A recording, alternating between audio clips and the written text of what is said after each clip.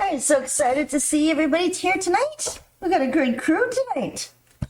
This is so awesome. You guys want to see me load this number 2 today, do you?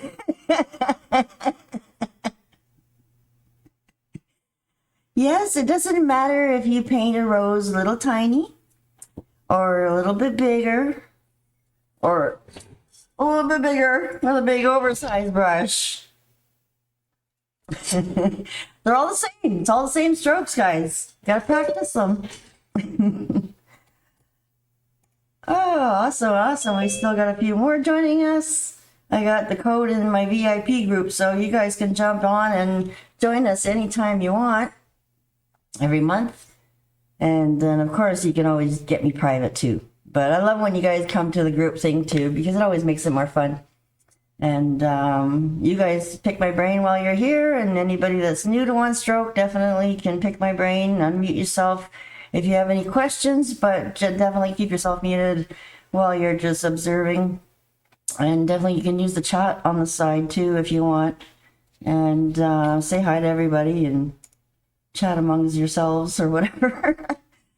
But yeah, definitely I always do this one meet and greet or one stroke coaching session, whatever you want to call it. We all meet and greet to do the one. It's all like together, right? So yes, hello. Yes, we still have more joining us. Wow, we got a nice crew here tonight. This is so awesome. Thank you so much, everybody.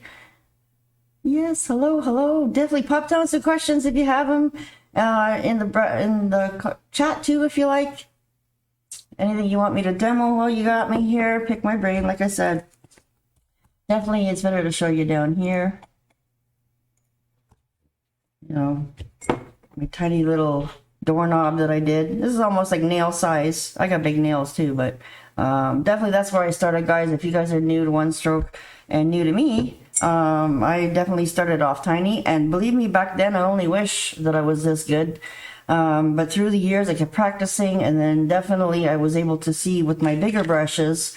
That's when I really started getting the connection, guys, is when I started working with these other bigger brushes. And then again, slowly downsizing myself back down to that 6 and 2.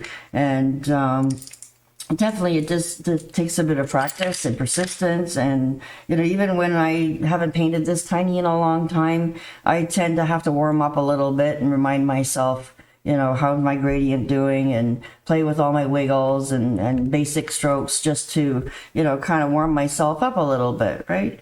And then definitely there's always more tricks to downsize yourself that just makes it so much easier to do a little bit differently.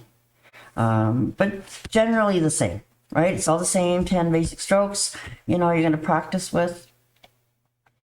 Do I ever use Mod Podge? I have, you know, here and there, not too much. Definitely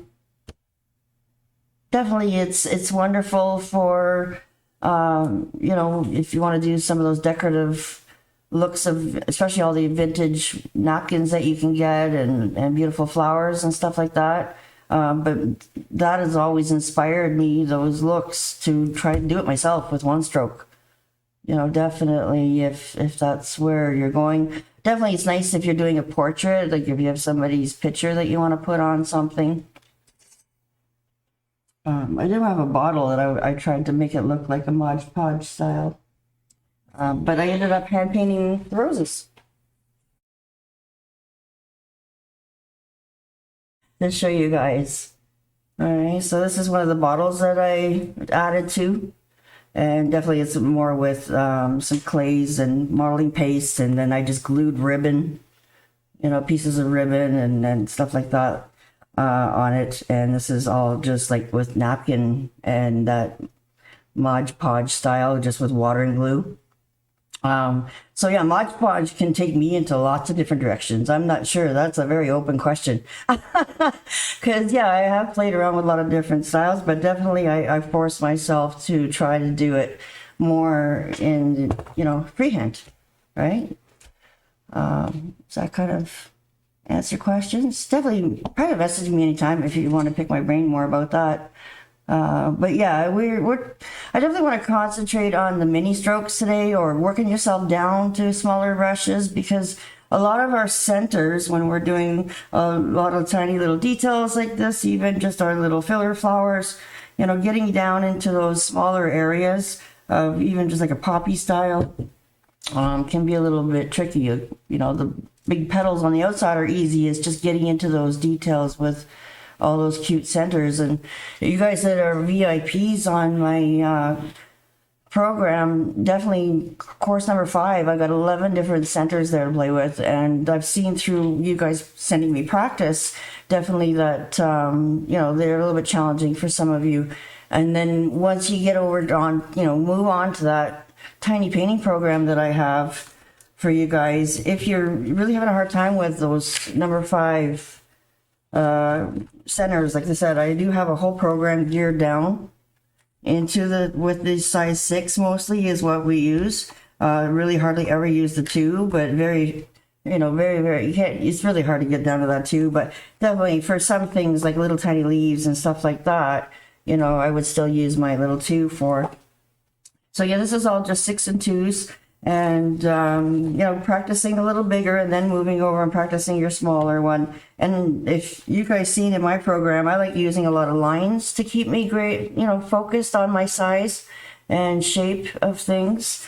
So again, you guys that are on my program, I definitely would love to offer you to join us. We have a new VIP group that we dive in a little deeper with my whole program, keep you guys motivated. Definitely every month when I do the meet and greets, I offer a 30% off discount to join us with our VIP group if you're interested in that. And also, I always like to give you a free project, right? And move things around a little bit now. So we've got a new club that I've got 30 projects in there, if you guys haven't jumped on yet. All fun and easy stuff. Definitely ways to keep practicing from the program on a canvas, which is usually always easier to paint on paint. Or, you know, definitely practice on these plastic sleeves, or know that the paper's going to be a little bit drier for you. And it pushes you to keep pushing on through the paper being dry, because there's so many different surfaces to paint on, you know, like fabric and wood, and they're all going to be slightly different.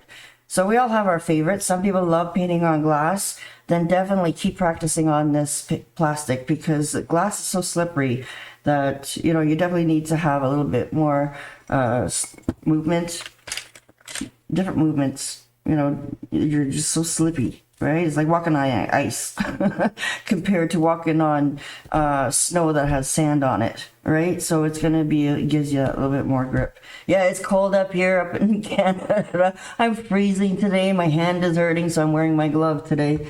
So I got snow on the brain. We had a really big snowstorm yesterday with lots of freezing rain. It was just wonderful. And then it's back to all mild and melting today. So, yeah, I always like to find different analogies for things to kind of open up your mind to thinking of what things are like. Paint pouring. That's a waste of paint. How much paint goes on your table? Oh, but it's really cool effects. A lot of those effects I actually did on nails with gel back in the day, believe it or not. Oh yeah, with the chain being pulled through it and stuff like that. I don't know if you guys seen stuff like that, but yeah, I've got so many different art things under my belt there through the years that I've played with, definitely. But you know, all of it, as soon as I master it, a lot of it bores me, and then I'm like, okay, this is, you know, I gotta move on. And this one stroke has been the only thing that's kept me going, where I'm never bored. There's always ways of pushing yourself to, you know, get yourself better and try these really tiny, you know, flowers to put on, you know, little glass vases, or decorate your doorknobs of your dressers, or, you know, there's so many different things that we can do to play around with. So, yeah. Thinking me outside the box. I love playing with multimedia. I really do. I do. It's just somewhere that paint pouring is definitely bit. Like every time I see that area, I'm like, no, don't go down there. Don't go down there. You don't need another one under your belt. Yeah. So many fun things we can do. And they make really good backgrounds to put, again, or one stroke techniques on top of too, and add more to it, like really make really cool backgrounds if that's what you like to do. Yeah, definitely it's all about the stroke work that I like to talk about and get you guys practicing, and reminding you guys of what's in the tiny painting program here, that I made you all these sheets here to try to help you with your directions, all these little arrows, and trying to get you down to those smaller sizes, right? So definitely do it all in size 8 first, right? Work yourself down a little bit at a time. A lot of little different assignments. Some of them I've repeated from the program. Again, just trying to make them smaller and smaller, right? So this is definitely one that I get you started in course number 2 to get at least your 1-stroke leaf, because we can do a lot. Like size 6 is a really popular leaf size to do all those little tiny fillers all around your design and doing like shadow styles. And definitely the smaller the brush, the more, have a little more challenges. But the biggest thing that I have to say is less paint. Right? And we're just so used to dipping into our paint so deeply with our bigger brushes that we have to remember smaller dips, right? Just a little smaller, and warm-ups, right? I can't say that enough too. Grabbing something to play around and warm up a few times before you start putting it on the canvas or whatever you decide to paint on. So yeah, definitely it's all about the weight up. We've already talked about that a little bit before. I did a Facebook Live. It's on my YouTube if you guys want to go back and check it out. There's some basic colors that I suggest that you stick with in the beginning. Definitely engine red or magenta, and cobalt blue is a good one to practice with, just your basic stroke practice. And then once you start wanting to develop and push yourself to actually make a vine of leaves and everything, then definitely get your saps out or your thickets out and your citruses out to make them a little bit more leaf-like, right? So definitely it's all about just playing and practicing in the beginning. And all the brushes in the value set, is wonderful to use. A lot of them, the smaller the brush, the faster it gets wrecked, right? Because we tend to overload our brush and put way too much, and then we end up filling too much paint into the ferrule, and it gets so hard to get it all out again. So again, all these little things that, to consider yourself. If you've got some old 8s and old brushes, these are so fuzzy. They're great for all those pouncing, strokes and erasing and being mean with them once you got some old sets under your belt. But definitely when you've got some nice crispy edges to your brushes, you got some brand new brushes, I really try to baby those ones for as long as possible, because before you know it, I'm base coating something with it and shoving all kinds of paint up in it. And then, like I said, the smaller the brush, they seem to be so much faster to wreck than the bigger brushes. Right, they're harder to clean, hard to get into all those little areas, right? Like when we're doing our big brush, and this one's still crispy, it's easier to get down there and get all that paint out. But these little guys here, sometimes, we're not focusing enough to get right in there to get those paints in there, paints out of there. So yeah, hang on to the end, guys. I'm going to do a free project raffle for everybody that hangs on to the end. Usually I like to pick through the comments, but then sometimes people leave early, and I want to pick a winner that's still here. Okay, so hang on to the end with me. I don't usually do these too long. Like I said, they're quick little demos, a little bit of meet and greets, chance for you to pick my brain. Definitely, I have hours and hours and hours in my program that you guys got to go and sit and watch and play with and get the paint out and practice with, right? So I brought back my certificate idea. You guys, a couple of you here were asking me about that, how to get a Mandy's Creative Touch certificate. A couple of you have been sending me all of your homework from each of my 14 courses. And it's been so wonderful to see the progression of you guys getting a little bit more confident and more loose with your stroke work and understanding how to double load it. But there's still always going to be questions, guys, right? And especially when you complete the program, you got an idea of everything. And then now how can I keep challenging myself, right? There's always more to learn. I will often tell you to repeat my whole program again, pick all your favorite assignments, and then keep downsizing your brush for different sizes to do the practice with, right? So it's all there, basically the same thing. It's just when I'm using a 12, you use a 6, right? Try to do the same thing. So yeah, let's start with our big 3/4, work our way down. Right, and then definitely on paper, we need a little bit of floating medium. Sometimes. Depends how fresh my paint is and how hot my room is. And today it's a little bit chilly in here, so. And definitely it's always a good idea to just at least give it a quick dip into the water, right? Just a very quick dip. Don't overload your paintbrush with too much moisture. I always double check to see, did I dry it enough? Right, and then I'm always squishing to find that chisel. You know, make sure that our hairs stay nice and sharp for us, right? Encouraging it. Because sometimes they get wonky like this, and then you're trying to do a stroke, and then our brush is like this, then you're not going to get a nice start, right? So you really got to be aware of your brush being really nice and pointy and nice and straight and out, right? So the smaller you get in these brushes, it's sometimes harder to see that they're squished, right? So again, from being in the nail industry, learning with such a tiny brush, 6 was our standard. Definitely was our #1 used brush was 6. Like I said, we didn't get down there too much in that too, unless we wanted to maybe add a little bit of centers or something like that. But, you know, we didn't really get that tiny. Like I said, 6 is usually the one. But again, I had to try to make that brush as big as I can, kept squishing it out so that I get that extra width, right? You see when you push on your brush, you get that extra width, right? I don't know if you guys can see this tiny little brush. But yeah, when you squish on it, you know, especially at the base of the ferrule, you know, he kind of fans out on you, right? Especially when you put pressure.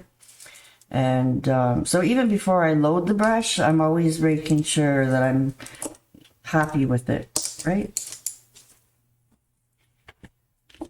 And then depending on if you're layering or if you're doing something that's an open look, that's, you know, like a poppy, you could put a nice big center in it. Or, you know, roses, you're definitely doing a lot more layering. Generally, everything is all in my program, guys. I definitely have done a lot of different topics on my YouTube free that you guys can check out as well. Right, so again, I'm pushing really hard, right, to try to get my brush loaded right up to the 2/3 area. Right? So if you're doing a stroke that's very short and you're not pressing very much, then you don't need to have it pushed up that far. But if you're going to push down on any type of stroke work, you want to make sure that it's going to be loaded more than your Mandy, can I ask a quick question? Sure can. Are you leaning your brush towards the blue? When? Or is it straight up and down? When I'm doing the stroke work? Like when you're doing the blending. When I'm doing the blending, depending on if, it all depends on if I want to push one color up or down. Okay, so what are you doing now? Right, once I get it to the consistency that I want, then I try to stay up and down and stay consistent. Right, so especially if I want to... But it's straight up and down. Straight up and down for half and half. But then if I notice that I don't have enough gradient either way, then I'll start putting pressure on the top end or the bottom end, depending on if I want to push that white down. Then I'll over direct. You see how fast that white started moving down? Okay. Then if I decided I wanted it to be back up again, then I put an angle on it from the back end, and right away my dark goes up. Okay. But now that it's up, I have an issue with blending. Yeah, but now that it's up, I want to keep consistent. I go back straight again, and it'll stay there. Right? So you got to keep it And you consistent. know you're not straight if it starts moving on you. Messes up. Yeah. Right? So maybe we're getting too excited and we're reaching too far, and then you just have that little bit of angle, and then all of a sudden you've got it way too much. So, yeah, definitely stay straight up and down, especially when you're trying to focus to a general half and half for practice. Right? Okay. And then, yes, consistency is key. And then usually the dark color will always take over and be slightly more than the light color anyways, even when you're trying to get half and half. right? Because the dark color always seems to slide up and then it starts to change into the mid grade of color, like your medium tones, and then it gets lighter and lighter to the top, right? So you should always have this nice little soft haze in between. Shouldn't be a sharp line, right? So making sure that you've got it blended really, really good. Playing around, practicing all your wiggles with your big brush, getting comfortable. You know, even doing a couple U strokes, right? Or if you wanted to do a complete little rosebud, just a little simple rosebud, just, you know, your general strokes, just to get comfortable. Yep, I've got that mastered. I understand the process of, you know, getting those strokes with this big brush. It's just as I get smaller, then it gets harder and harder. Right, so you see how I went over that one twice because I wasn't happy with it.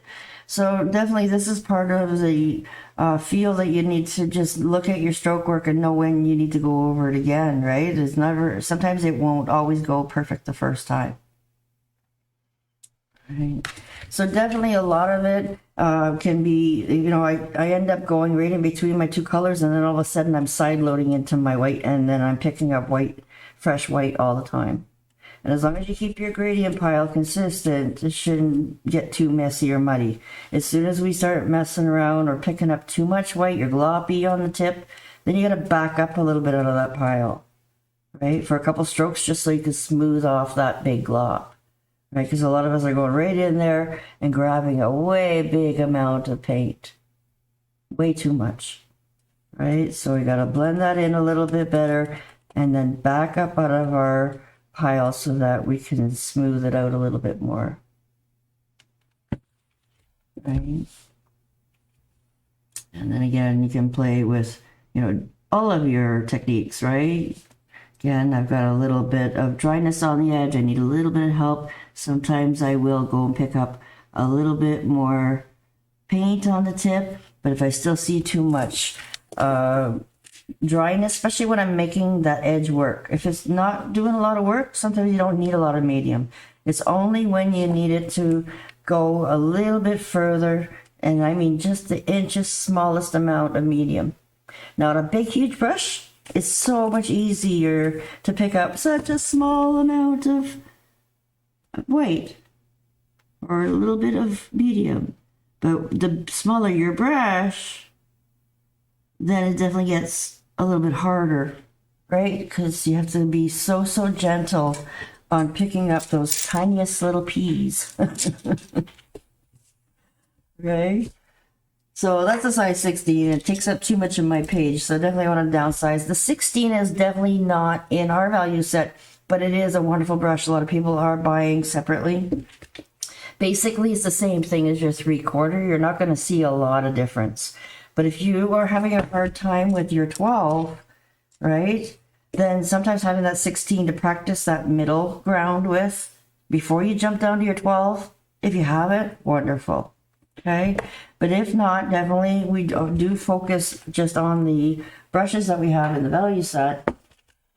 You know, you're going to be definitely jumping down to that 12. Okay, so again, putting down pressure, making sure it's blotted out really well.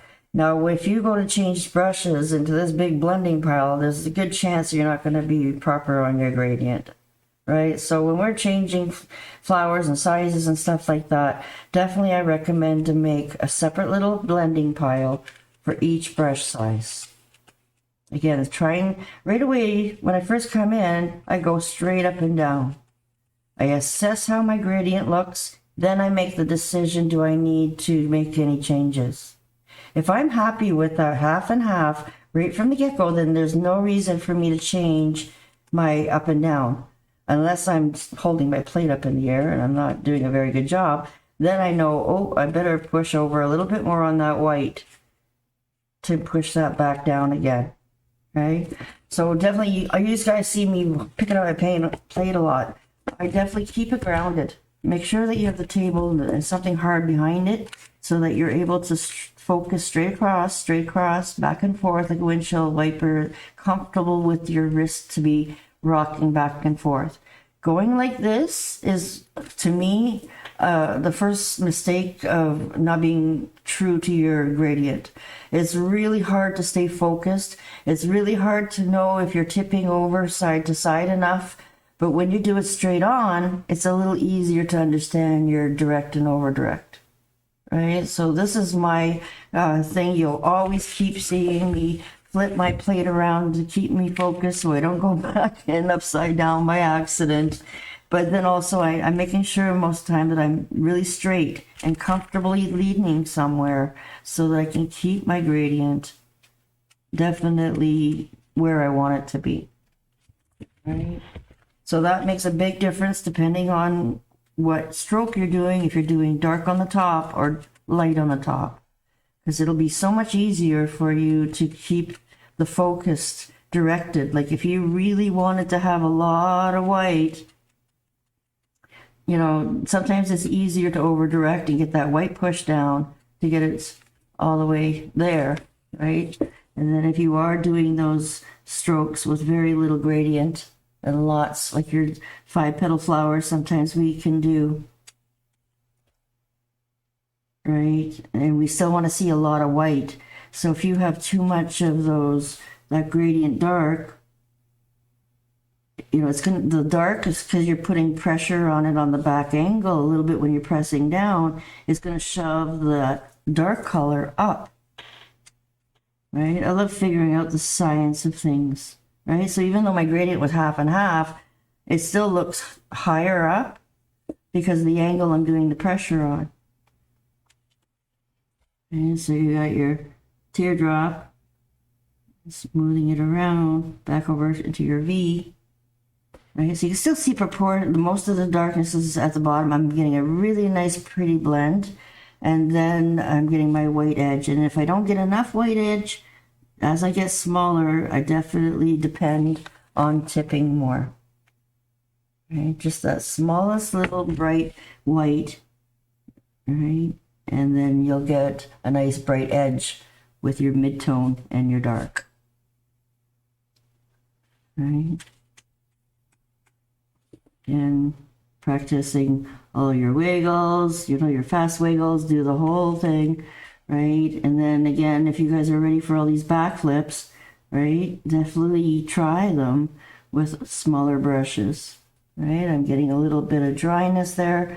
And where it is we keep adding white. We keep forgetting to add the dark. And that is so important to have that blended into the white so that you don't get the dryness in the middle. Right? So we keep adding more white, but we definitely got to keep working it in and pressing to get it deeper into your brush. Because a lot of our strokes, especially daisies, right? The chisel strokes are very minimum pressures, right? You're only using maybe the first third of your brush. But anything that you're laying over, right? Those one-stroke leaves, or, you know, you're really putting pressure to go. If I don't have it loaded high enough, when I go to put pressure, you see already I'm not loaded enough. I'm maybe halfway loaded. So you got to assess yourself and ask, why am I not getting that nice coverage? Right, so again, I got lots of paint in here. I'm just really trying to work it in. Sometimes I'll steal it from where it's over too much, work it back in, right? And I push down a little bit more now. Right, so I'm gonna get better coverage. Right, especially when you're pushing down more. Does that make sense? Yeah, I really like the grid you showed in the lesson. It helped to keep it tiny straight. Yeah, definitely, you know. We don't know how big to stretch ourselves around. Did you do the background on that glass? Yeah, this is a frost paint medium that you mix with your paint. And you can do this type of look on any glass. Yeah, it's pretty cool. Again, check out my glass painting courses, guys. I got a bunch of them. I did put one in the club, I believe. And then there's also some, the Christmas, I know it's festival stuff, but snowmen. But definitely, if you go and check out those videos, it'll still give you a lot more insight on the frosted glass effects. Okay. So you see Donna too, a lot of times she side loads a lot, right? She'll go and pick up that color, and then she goes and side loads into a puddle to pick up fresh white, all right? Because sometimes she doesn't want that dirty white, and sometimes I like dirtying it on purpose. I like those softer shades, right, of white. Dirty white is what I call it. And then tipping with the fresh white, it gives you a nicer blend as well, right? So this depends on the softness of the stroke that you're trying to create. Right, so I still have that half and half gradient with dirty white. Right? Especially when you're doing like roses and layering. Right, you got that nice little bit of a darker color in the back. And then when you go and pick up your front petals to layer on top, you grab a little bit more brighter white, right? And it looks a little bit more forward, right? Because this is just a little bit darker, but also the gradient is still brought up high enough so you see that hollow, right? So that these are all little things that I'm kind of adding on with the different brush sizes. Will be nice for any brush size. Right, just makes your work a little bit easier if you make that darker petal or the first round of petals, especially with your back layer of roses, and you're working your way up. Right, if you make that back petals darker with the dirty white, then it'll be easier for you to make these ones look brighter. Right, then you don't have to work so hard. Okay, so then we get down to a 10. And often, you know, again, depending on what you're doing, sometimes we're not trying to get our roses down that tiny. We're just using the smaller brushes for little filler flowers and stuff like that. Donna, you'll hear her say that she doesn't do a lot of tiny painting, and she doesn't use actually a lot of brushes under her size 8 usually. And definitely there's times where she's using them in different ways. She'll come over and side load some white over here and pick up a little bit of blue over here. You know, those smaller brushes, definitely 10s and 8s, you know, it's kind of nice to be able to do it that way, right? And depending on your gradient that you're looking for. Again, I'm doing the dark on the top. Do I have enough paint in there? Slow down a little bit on this paper. Right? Sometimes I have to work it in like it's fabric. Go over it again. Right? So that's if I just wanted a very, very little bit of dark on the edge. Right? But then again, you can come over and pick up your blue, and you can come over and side load. Grab a little bit of white, side load beside it. Make its own little gradient pile. Right? But you gotta remember, excuse me, sorry. You got to remember it's just the smallest amount of paint at a time, because it's so easy to get gloppy paint on these smaller brushes. Okay, let me see if I can get closer for you guys since I'm going I'm downsizing. Oops.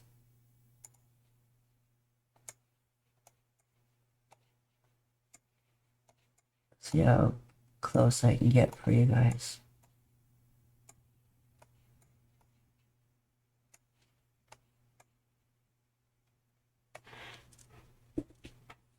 Okay, so again, I probably will have dryness because I was holding my brush for a little bit. Again, I really try to get that paint to work for me first before I decide if I need medium. So again, I'll play around, test my gradient. Do I want that for any reason? Again, adjust my gradient. Oops, sorry guys, I'm too close for you guys. Can't see my plate. Let me just move over for you.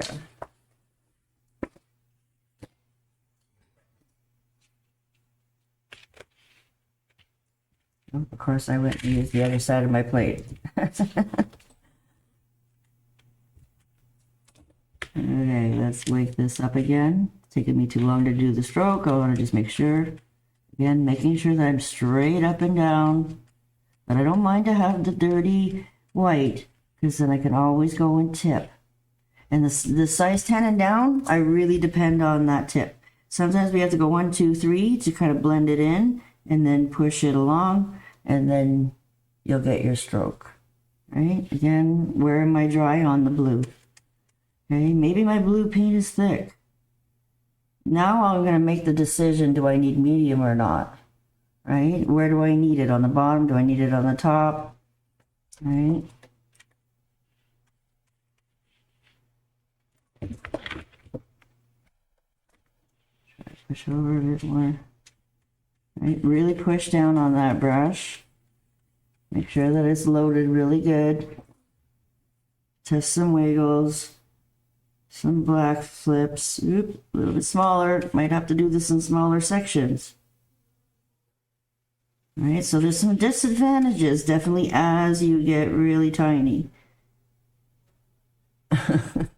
Okay, definitely. And I'm feeling my blue is dragging me. Right, so I might need just a little bit of moisture in my blue to help me. Right, again, pushing yourself down. You know, trying to get those little rosebuds. Okay, make sure you're happy with it before you keep adding. And again, you know, trying to get them really tiny. You're jumping right up on that chisel the same way, but maybe it's just that little bit less pressure. Right, for those little comma strokes. Right? When you're practicing, you're making them big, right? But when you go to do these closing strokes for the rose, they're a little bit tighter, guys. Just less pressure, right? And then maybe you're sliding just a little bit more, right? Little variations of that comma stroke. Practicing in both directions. I didn't fix my brush, right?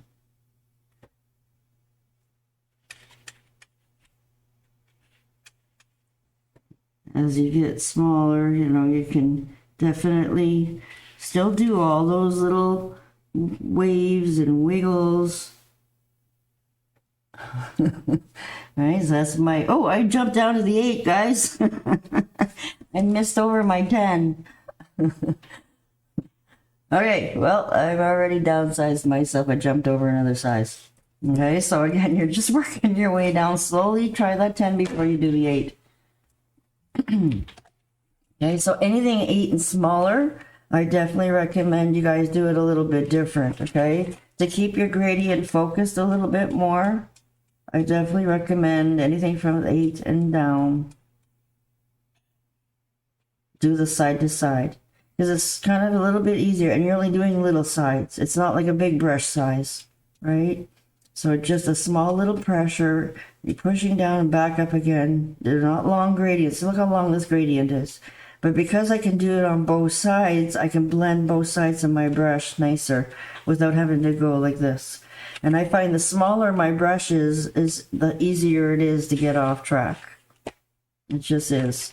And through the years, definitely I learned that my blue gets up there, my white gets dirty so fast. This way I can actually work myself out of the pile a little bit to the side if I want to keep grabbing fresh white, right? If I have to, then I can always move out, right? You always put the dark in the middle and the light color on the outside, so then that way it doesn't get taken over, right? And then you still end up with that dirty white. But again, we're depending on that little bit of extra tip. Now, I went and put too much of a tip. Oh, well, I'll just go blend it in a little bit more. And then I'll try again a little bit smaller of a tip. All right. And as I said, this is a beautiful size to do a lot of those one-stroke leaves. Right? So remember, I'm a way better, guys, when I first started my program, I only had level 2 under my belt. I was only certified for level 2. I didn't do any other certification after when I had the dream to start this program. So even my one-stroke leaves, guys, you see, you know, they're great starter ones because there are so many common things that we do. Where's that one page? Right, I could even pick myself the pieces now with some of my work on here too. Some of them are very boxy, but first you're gonna be boxy because you're so stiff and you're not sure. But the more that you start to get comfortable, again, I was trying to give you a lot of different variations, more skinnier ones, more fat ones, longer ones, short ones. You know, I was really trying to play with you guys here a little bit with different sizes, but all with the same size brush right across. Right, you're gonna slide a little bit more. Oops, that's my dry pile.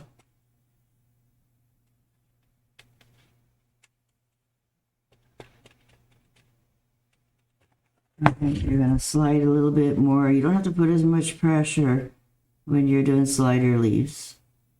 Right, they look a little bit nicer, skinnier.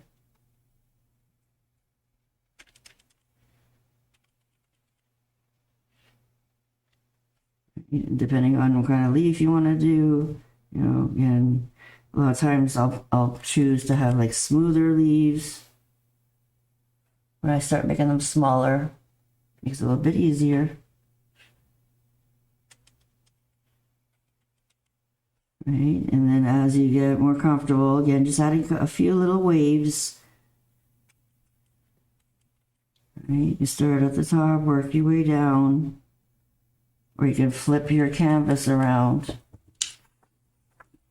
to work from bottom up. Okay, and then straightening out my chisel so that when I slide that little leaf in there, it'll be nice and skinny as much as possible, right?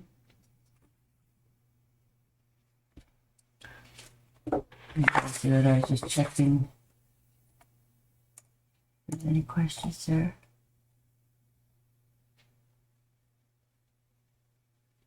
And on this, hi Ann from Australia. Hey, how are ya? Mr. Green.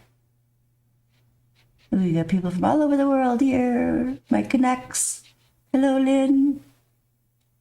Miss Dorothy, there she's busy doing yard art. She's been sending me pictures still. She still sends me pictures. What do you think? What do you think after all these years? Should I add more? Right, so let's see your practice, guys. Definitely send it to me. Hopefully you guys are playing and practicing with me today. If you have anything to show me at all, definitely send me pictures. Okay, so everything can be still done. Just you're downsizing the pressure, you're downsizing the amount of paint, downsizing, definitely keeping an eye on your gradient. Okay, so again, making sure all my brushes were dry, so I'm just kind of giving them the once in the water really quickly, squishing them out, just because I know I'm gonna need that little extra moisture. Okay. And then again, squishing that little tiny brush out as fat as I can get it. Like I'm not pulling all the wet bristles, I'm not pulling that hard, but I am squishing it, really nice and flat so that I can really get the maximum amount of area so that I can get in there very, very lightly. Again, its own little gradient pile. Flip over. Right, try to just add a little bit at a time, right? Maybe 3 or 4 times before you get that brush loaded properly.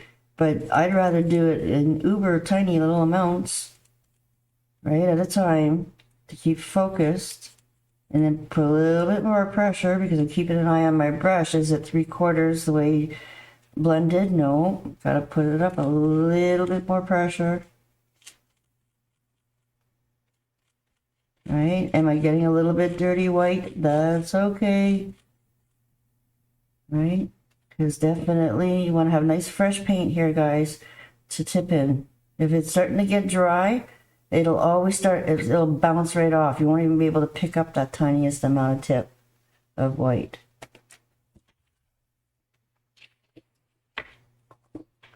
See how figure I can get you guys a little bit more.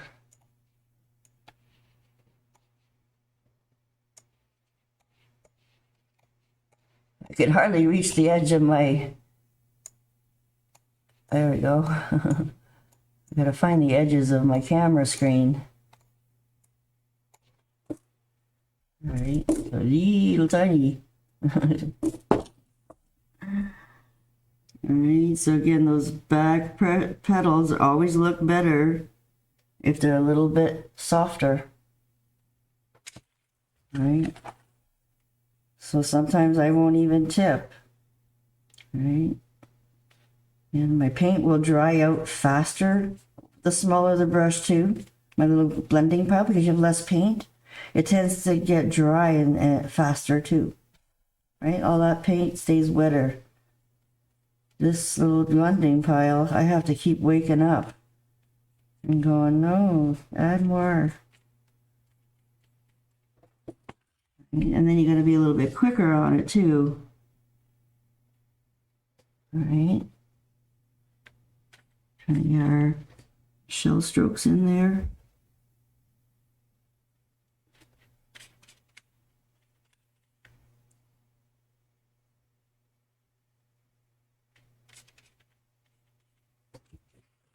Sometimes I do have to move my plate around to get a little bit more under things. I used to move the client's nails. They would, move them upside down. All right, smallest little bits of paint. All right, then you can layer a little bit more. Again, back then I didn't, we didn't have medium for our nails. We just used the paint. And then what I found is my paint would get globby and my brush would get a little bit dry from doing lots of practice. So another thing to do, instead of adding medium all the time, you can see how many times I used it here.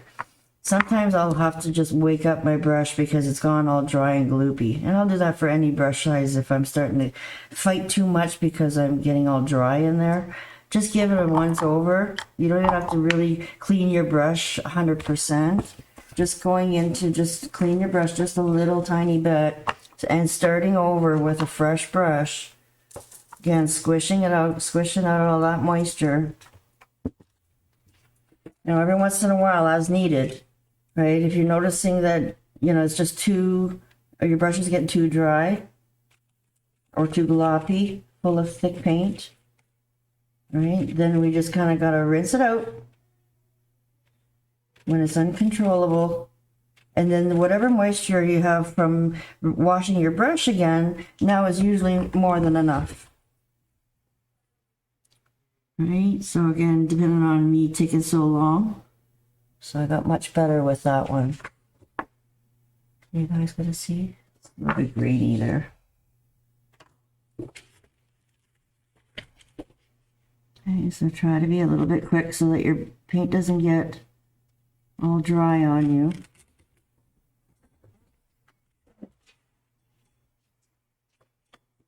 Right, and again, you gotta get right up on your chisel. Put those little side scoops in there. What I do is mini rows with a rose. Well, I have there, but I mean, do we need to? It doesn't have to be. You can just put, a smaller little rose. It doesn't have to have 5 different rows to it. Right? Just that outer petal, and then definitely a simple little closure. Right. Little side shells, almost like your dolphin noses. Right, and then you put a little bit of a center in there. I love pushing myself, see what I can do. Right, get right up in there. Now again, I got a little globby on me. Pay attention to those globs from behind. They'll get you in trouble every time. Right? So I always usually, feather them in, or I'll kind of wipe them out, so then that way I don't have to worry about going through those really thick paint areas. Right? Again, going into my brush, right? Again, I'm tipping just to get that smallest amount of white, right? If I don't like what I did, I'll try again and try to pick up a little bit less, right? Sometimes I'll even just touch something if I picked up too much of a glob, right? I'll lay it on just to kind of remove some of it.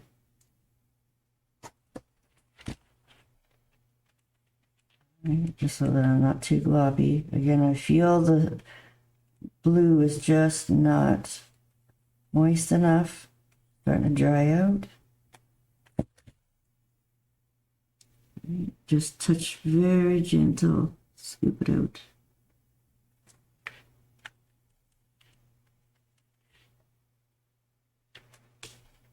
Right. Again, always keeping an eye on my brush because it's so tiny. You might have to put little extra readers on your brush, on your eyes to see this tiny.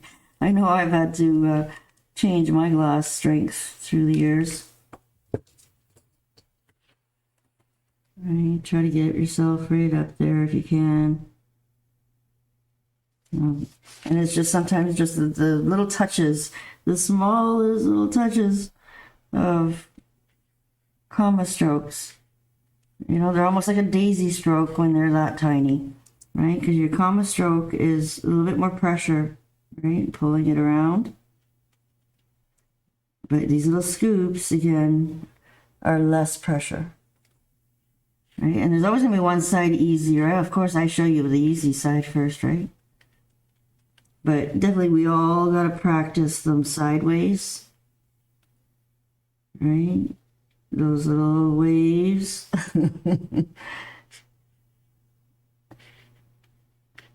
Right, keep adding blue too.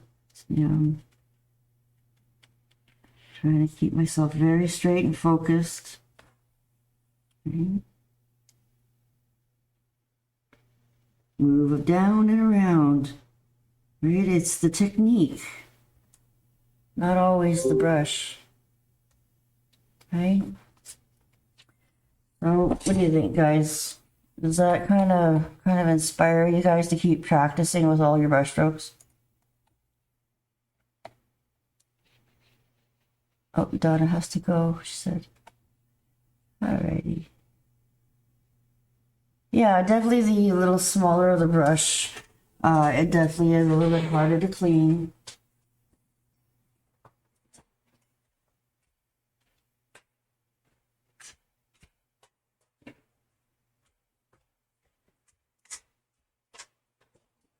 Especially with these big water reservoirs, right? So having these little heart-shaped cleaners definitely helps to get a little bit deeper. But if you notice, when I'm doing my work with my little brushes, I didn't overload my brush, right? It's only when the paint gets so deep in here that you can't clean it out.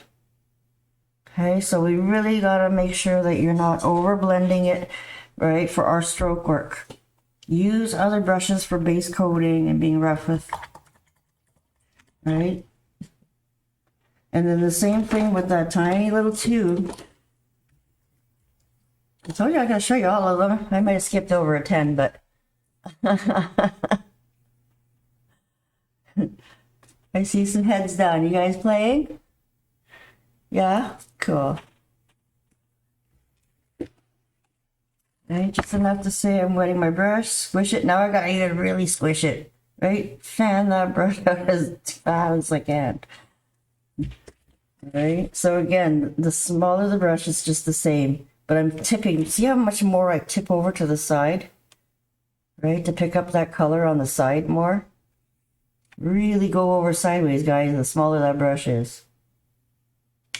Right, and then again, I'm using my tiny little blending pile.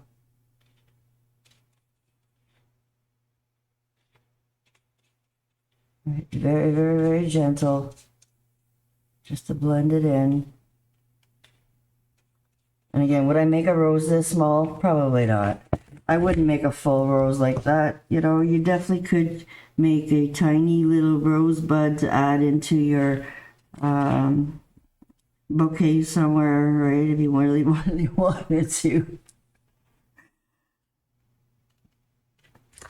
Alright, need a little bit more paint. It's not loaded still properly. Alright, a little bit more pressure to get that up higher. Right, and add more paint. Oops, hold on to that plate. Don't let it bounce. Right, my white has gone dirty on me. That's okay, because I'm gonna the smaller the brush, definitely I depend on that little tiny pea. Hope you guys didn't see that, but I mean, it's definitely all about practice, a little bit of a steady hand.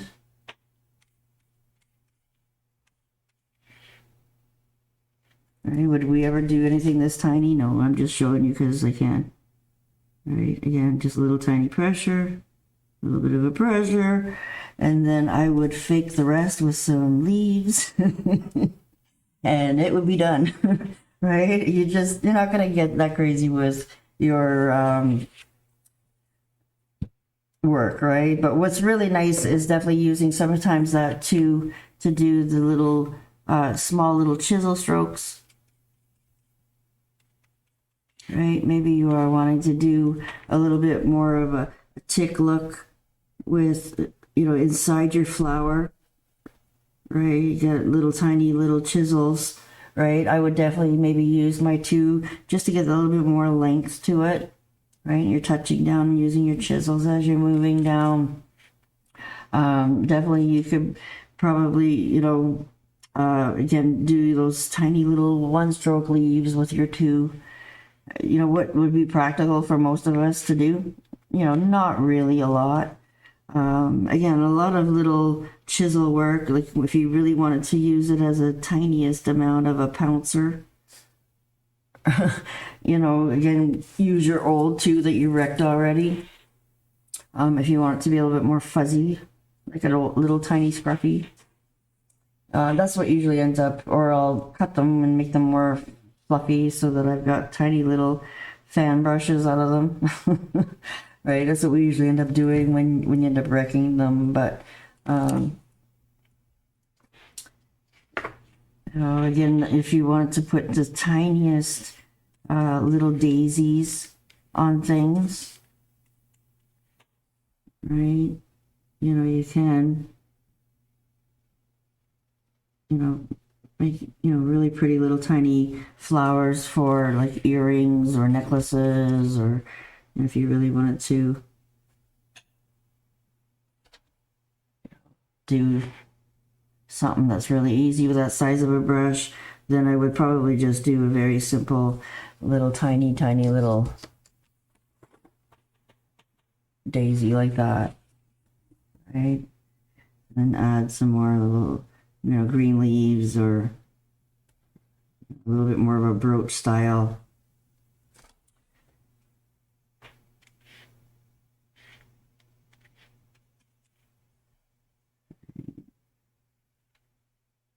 And that brush a little bit more. Right, so would I do big full heart-shaped leaves? Probably not. Right, because you wouldn't see it. So, you know what I mean? Never mind us painting it, the people looking at it, we go, you didn't need to put all that detail into that. Right, so yeah, definitely we would not put as much detail into double loading, but still getting the two colors, you know what I mean, on tiny little centers, like that could be a really cool little center inside a big flower. And just having those little, again, see my brush was getting dry and goopy on me, so I just go ahead and rinse it out and re-wet it with moist paint again. So again, this would definitely be a really pretty little center inside another flower. Right? Trying to get a little tiny center in there somehow. You'd probably use an 8 or 10 or 12 and then still use this as a nice little center. No more, Anne? I see her shaking her head no.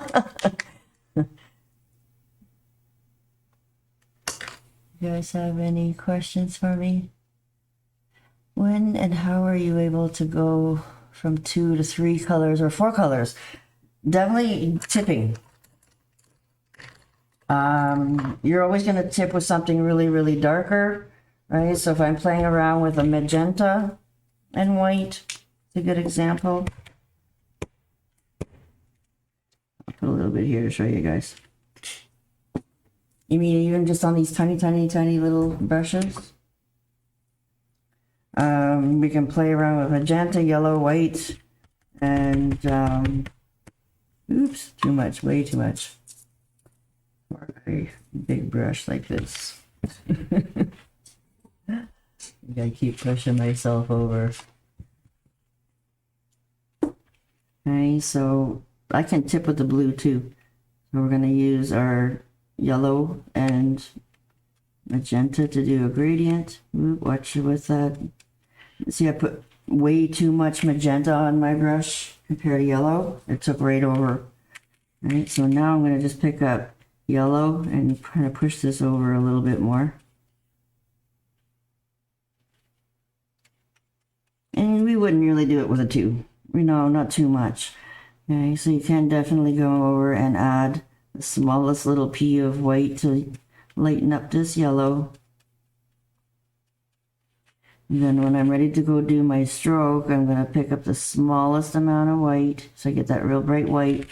Then I can back tip into a darker color like magenta or berry wine or something like that. Let's stay still if I can see. Can you see the smallest little pea of blue there? Then you got to kind of go 1, 2, 3 to kind of blend it in. Oops, I went upside down. Oops. And then you got to really watch your pressure, right? Just You're on camera, Mandy. play around with just a simple gradient to try it, right? So see how much blue I picked up? I actually took over my gradient of magenta. I'll show you again with a bigger brush. I'm just trying to push myself. Again, smaller amounts. Well, white is not too bad to pick up, but you know, that darker berry wine or something. Alright, so I'm picking up like little streaks of different colors coming through. The blue might be a little bit harsh. It definitely, berry wine would be a little nicer to blend in, but it's on my plate. Definitely, when you got a bigger brush, guys, like a size 10, you can easily see more, right, what you're doing.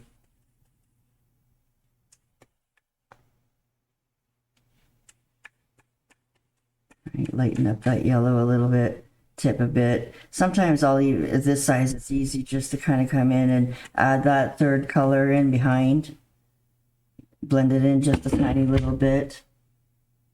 And then do your stroke work, and then you'll end up with the more purpley color at the end, and then just that all the colors should show through. Get that yellow a little bit more. Oh, what did I do? I reached over and I ended up picking up my paint on an angle that was a little bit too much over directed. Right, so lots of times we're reaching over for our plates, guys. I always make that mistake too. Right, so again, I want to get that nice corally color. Pick up a little bit of white. Pick up the smallest amount of blue in the back. Right, so you can do the 1, 2, 3 to start blending it, and then push it through. See how much more stronger that blue is. Or you can work it into your back end of your magenta. But see, this starts to get to purple, right? We lose the magenta. So we got to wipe out that brush, get that magenta back in there, right? So it's nice and bright pink. Tip a little bit of that blue. We're going to find some wet, fresh blue. 1, 2, and that's it, guys. Once your brush is loaded, when you're picking up that third color, you're just going 1, 2. Right? Because if you go more than that, then you end up over blending and then you lose that pink. Right? So sometimes you can still see little bits of streaky look. especially when you're doing your one stroke leaves. It's really nice to get all those different colors pop out. Right, you play around with a little bit of magenta with your thicket and citrus. You'll get those little bits of pink coming through with your leaves too. Right, so sometimes you have to wipe off, redirect, get that nice and pink again. Right, if you're doing a lot of flowers with this technique, yeah, you have to pay attention and keep redirecting your blending pile so that you can get that flower to have all those colors every time. Right, and then definitely tipping with the white. Right, I didn't tip with the dark. Tip with both.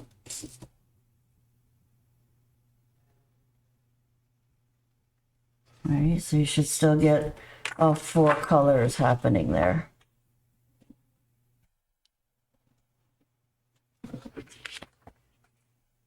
So sometimes, yeah, like I said, I'm getting too dark. I have to wipe off that color.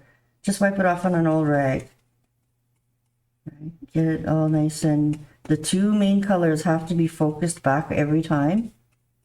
Then if you had room, you can come over and side load a little bit over here. You can always come back and side load a little bit back here. Right, Donna sometimes is too. And you can really see all the colors there. Can't see the white so much. Maybe I need to tip a little bit more white.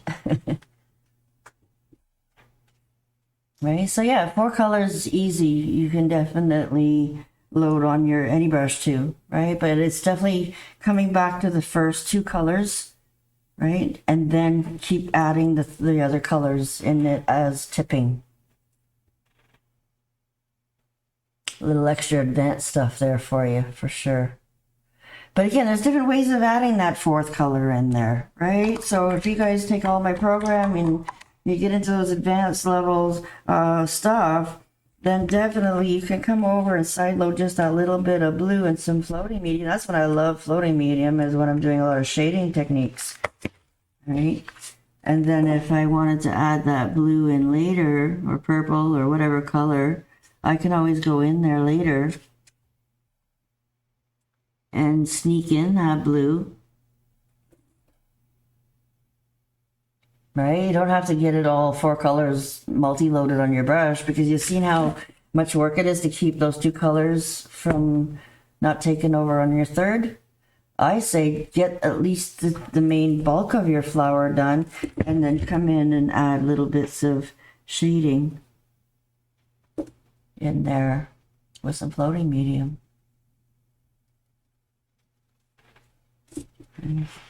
So yeah, there's lots of little ways to keep bumping up the look of your stroke work, and easier ways of doing things, right? So would you try to multi-load 4 colors on a size 8? No.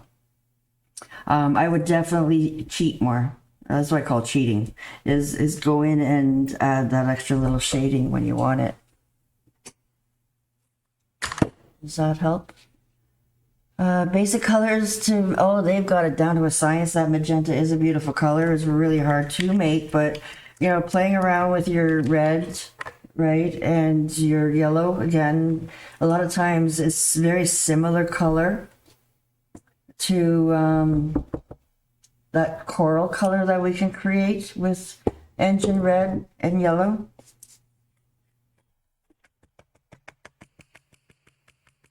Right, to proceed to do a base coat of something all in magenta, no, it's going to be way too hard. But to try to get a little brighter gradient, you know, definitely I love using engine red, and this is daffodil yellow, a little bit of white, and if you happen to get a little tiny bit of white into your engine red, you know, it's going to definitely start, oops, I hit the yellow. It's definitely going to start pinking on you, right? If you accidentally put a little bit of white into your gradient to lighten up your yellow, you know, it definitely starts to get a little bit like a hot pink kind of color on you. So I'd be very happy with that. That's a beautiful gradient. Corally color. You get even a hotter coral with the engine red than you would with the magenta. And then if you really had it around and you wanted to pink it up a little bit more, then I would use the neon pinks or that bright pink that's like a neon. I would add that into the engine red and give you a really nice hot pink. But yeah, if you don't have magenta, that's what I would do.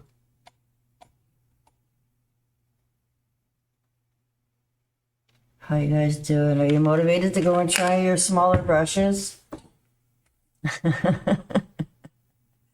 Definitely, like, you know, you can just make it simple and just try your one stroke leaves, right? You got this sheet you can play with, but definitely to push yourself, right? Like, especially if you guys are ready to do some of these more advanced strokes, then definitely try and do your, you know, your rocking, rolling kind of petals, as well as, you know, just a simple little rosebud. See how tiny you can get that little rosebud down. Right? That's about the size that I used, was size 6 for that guy. Right? And then again, I would cheat. This is dry. Right? So if I felt like I needed that, just that little bit more brighter edge, right? Again, I got fresh water out of my clean brush. I just cleaned it, squishing it. I most time probably have enough moisture right there. I don't even need medium. And just all I need is really good fresh paint. If this paint is a little bit old, it's definitely not going to let me. And I didn't even know about this little side loading trick. All right, so again, making sure I'm not too much paint. I sometimes will even take out some. And then if I feel like I need to come over something again to brighten up that little center area, then I can always go in and do that. But way back then, we had these tiny little detailer brushes with like 4 hairs on them. You know, definitely, you know, you can always come in with your little liner brush too. And just add, you know, those little tiny little edges that you're missing. Right? We would definitely cheat a little bit more with a liner brush if we weren't happy with an edge. You know, you want to use your liner brush to make something a little bit brighter. But sometimes it looks too lined, and that's why I love side loading just one color with my blending gel. And definitely it's always easier to do it with bigger brushes to get that one color.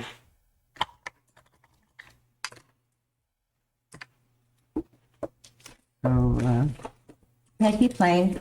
Again, with your scruffy brushes, the same thing. You know, you gotta really just downsize, touch really, really, really lightly, manipulate those bigger brushes to make smaller pouncy areas, right? You can just really, really just use sides of it and edges of it, you know, to try downsize yourself.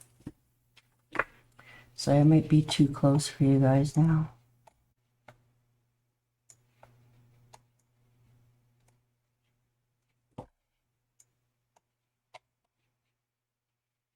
So what do you think, guys? Good topic for today. Brush sizes again, because I've been getting a lot of feedback from you guys, and that's how I come up with these topics. And wherever I see you guys challenging, you know, when I send me feedback, then definitely I can come up with different topics to come live with in the VIP group, do Facebook page presentations, come in here every month, you know, so every week I'm somewhere, guys. Right? So definitely it's all about play. It's all about playing and understanding dark and light and having the middle, you know, there's like 10 different levels of color, right? So your darkest color and your lightest color extremes, right? Is the more extreme you have, the more you'll see the details in your stroke work. Sometimes I'm seeing you guys picking cobalt and magenta mixed together. I mean, yeah, it's wonderful to play with those colors. Sometimes we do, but you're not going to see your rock backs. You're not going to see the definition in your gradient to get the eye trained on gradient as well. So white is the #1 color that I always say, use white with something. for practice, right? Once you understand the basic, playing with, just one color with white, right? To get to learn all those values, right? How deep is that color going into the color? Once you get the connection of all that, then you can start playing around with, not so common color combinations, especially when they're both on a dark scale, right? Because magenta's fairly dark, blue's fairly dark, but you would never do a gradient with these two colors for practice without adding white to one of them, right? You definitely need to get this lightened up so that you can see the extreme white, brightest color, and then the darkest color, right? So you can learn gradient. What's the difference between titanium white and wicker white? Not a lot. Definitely, titanium is just a little bit more brighter. I really don't see a lot, 100%. I really don't. I have it both, wicker white and titanium, and I grab both, and I don't even know which one I'm grabbing half the time. You don't even see much difference. Yeah, you wouldn't even hardly know. It's like just a hair brighter white. A little bit cooler. Maybe just a little bit more blue in it than the wicker. But the wicker white is still white. It's still really white. Yeah, not a lot. The only way you're getting down into different shades is if you got the antique white.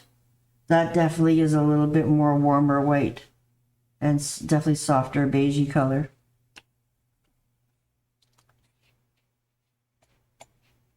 Yeah. Mandy, what's the gel do you use for the fabric one? If you're using a regular That's the textile medium. textile, okay, thanks. Yeah. I love it with I don't even bother buying any more fabric paint colors already made. They're wonderful. I have a whole whack of them. But I just now, since I've got this textile medium, I really do love just using one paint and change the medium. Right, there's a float medium for glass. There's the blending gel if you want a little bit more longer for canvas work. Definitely blending gel is another feature to keep our wet longer, to make it feel like oil paints. A sealer. I'm just grabbing bottles now. Oh, glazing medium. Got a whole whack of them here on my table. Again, this is great for stains and antiquing faux finishes. You can do a lot of those kind of looks with just your standard folk art floating medium. Right. But yeah, that's the standard ones I would say that you needed would be a nice blending gel, your glass medium, textile medium, floating medium, 4 mediums you might need, and then you can paint on anything. And even the enamels, I'm not even sure if they're still making them or not, because people are getting wonderful coverage with the multi-surface too on glass. So I just find the enamel so thick.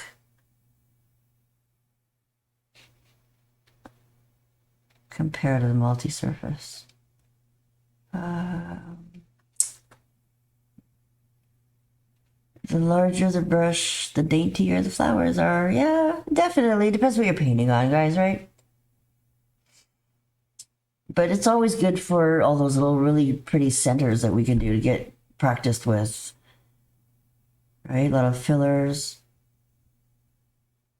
Nail art brushes, I swear you can use the 6 and the 2 out of the value set is beautiful. If I had them way back in the day, I would have used them.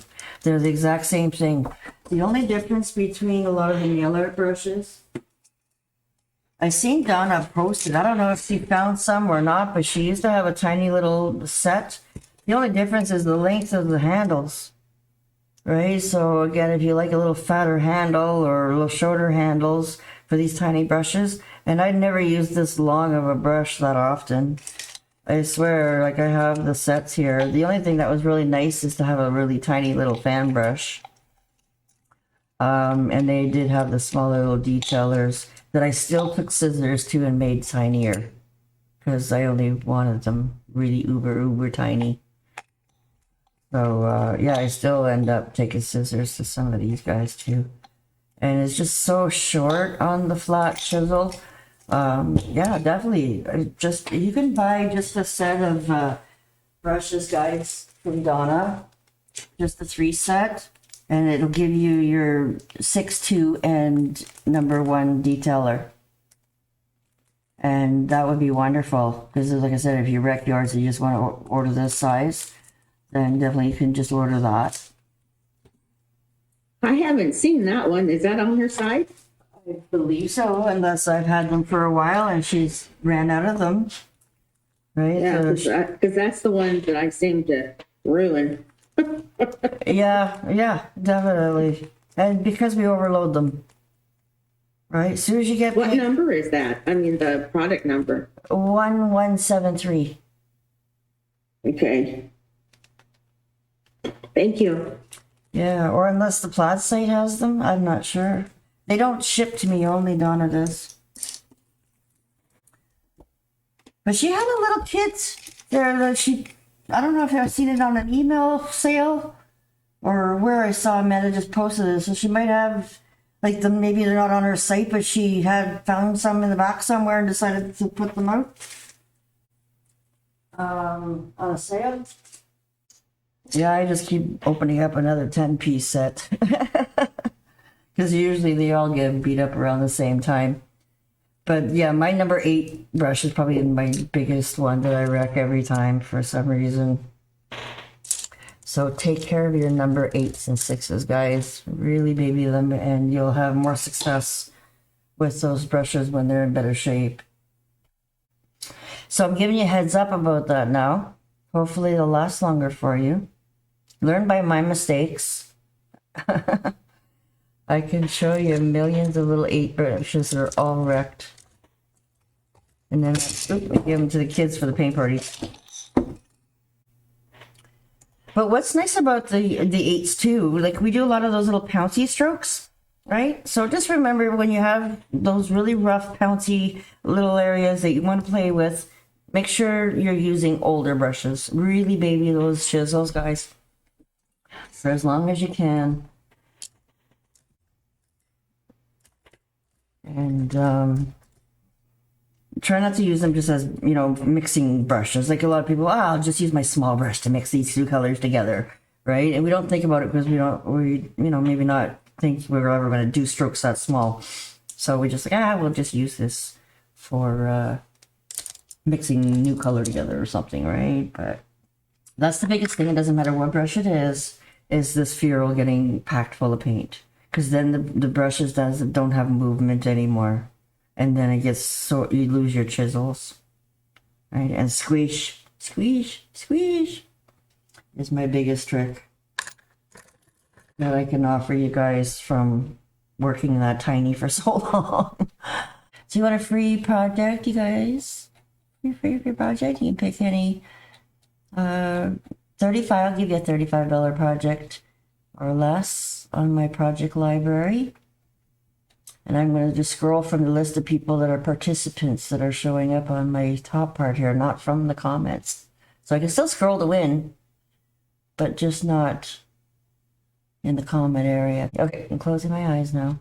You want to see me close my, oops. I'm closing my eyes. Where do I land on? Lynn McDonald! You want a free project. So message me, let me know which one you want, and I'll add you to the site member access, and then you can download it or watch it on my site.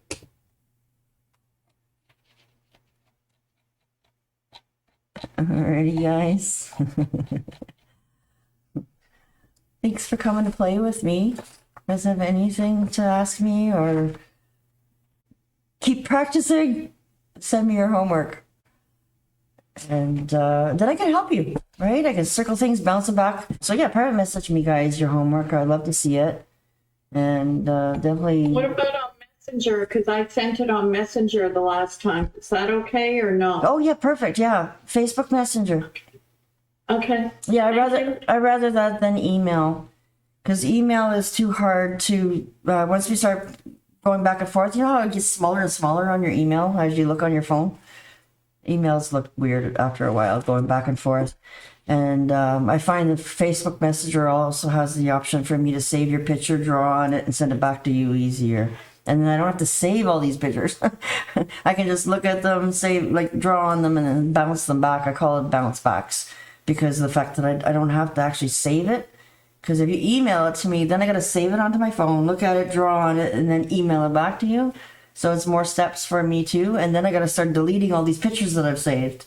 So Facebook Messenger actually has this extra little bonus option here for me to be able to do that. Most of you have already seen me do that, I think, at least once.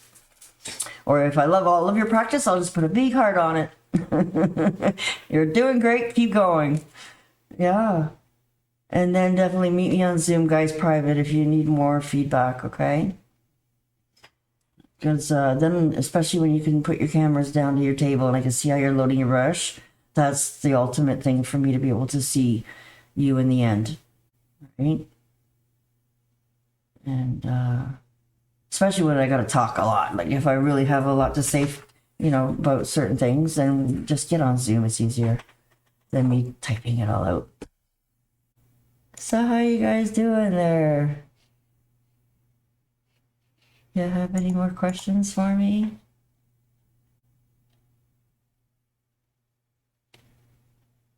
Did I miss any questions? Just unmute yourself if I missed your question.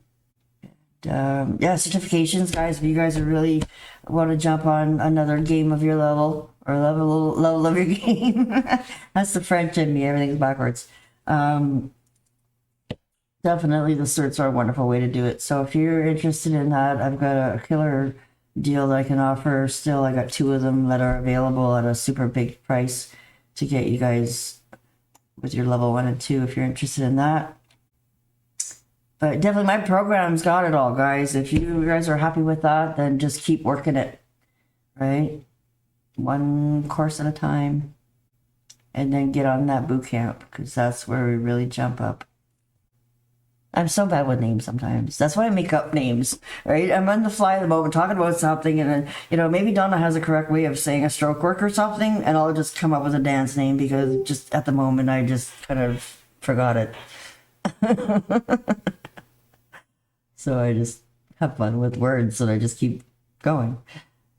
I got my fence and my burst started. Oh, good. I'd love to see it there, Greg, when you get it. Yeah. Yeah, send me that part first. See how you're doing before you add more to it.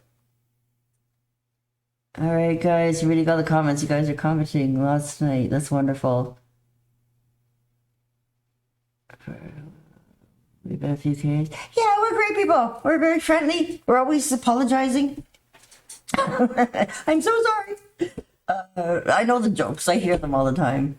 I don't know. Yeah, all the way home we would go, aye, Hey. aye. Yeah. Well, you know. Bye. Yeah, well, that's getting east now. And then it changes a little bit when you get to the east coast to the west coast, and then Canada in the middle, or Ontario in the middle, kind of. It does, and then how much French influence you have to, and yeah. See, I'm a little bit messed up because my mother was Scottish and my dad was French. And so I have like 2 really strong accents from our families coming together, and then being born here, right? All my friends got the traditional kind of accent, Canadian accent, or just a right with no accent. I call it no accent.